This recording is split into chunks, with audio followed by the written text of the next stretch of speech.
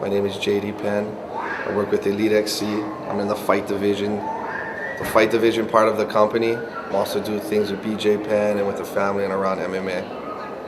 What exactly is your role with Elite XC and what do you do? Elite XC, I mean, it's pretty broad. I mean, we say we're all under the fight operations or fight division, meaning that, I mean, it's a startup.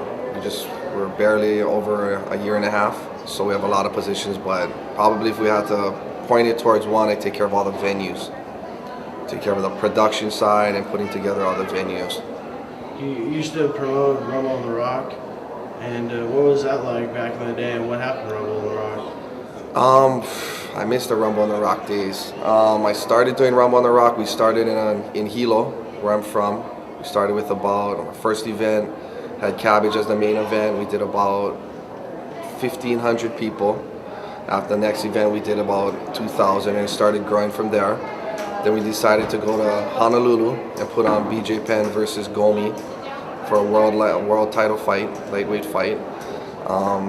It was huge. We started selling out the Blaisdell. We were growing so quickly that on MMA Weekly at that time, we were voted as right under the UFC. We're over K1. We're pretty much the second largest organization in the U.S.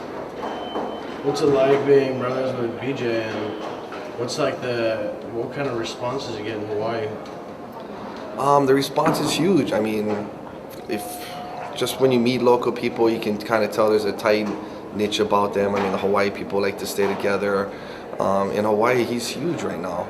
I mean, with everything he's been doing for the sport and helping out, he started a foundation, youth foundation for the kids. So overall, I mean, he's just been doing everything he can and possibly to give back to the local people and the Hawaiians back in Hawaii.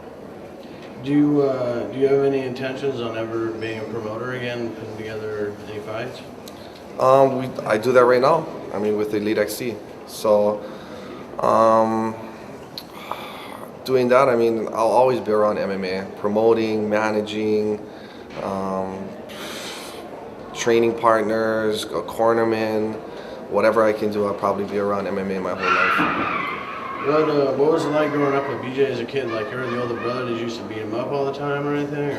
Or? Growing up, we played a lot of sports, to be honest. We never really got into fights with each other or fighting. It was always fighting everybody else.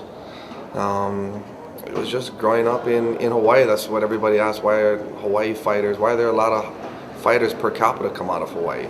Because you'll see the same guy, if you have a problem with him, at least 10 times a day on our island. So if you have a problem with them, it's no matter what, it's going to have to be settled, because you're going to see them. You either got to back down or fight or run away. It's pretty much your options. Is there any interest, or do you have any pressure on you, like, hey, when BJ's contract UFC ends, bring him over to Elite XC? Did they ever talk to you about that? Oh, every day. I mean, but at the end of the day, from a company or promoter standpoint, we'd love to have BJ, but at the end of the day, it's what's the best deal for BJ. So it's hard wearing those two hats, but at the end of the day, that's kind of what my goal is, to make sure BJ's happy and BJ's safe and secure and has the right security.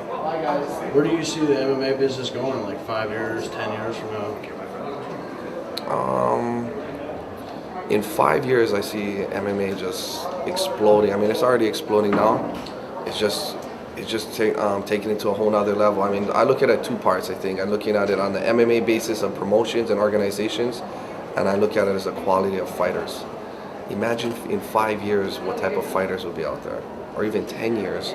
Kids training and kids starting as a kids training, and imagine them training from now and being a world champion in boxing, jiu-jitsu, and a Division I wrestler, NCAA champion, and when they're 18 years old.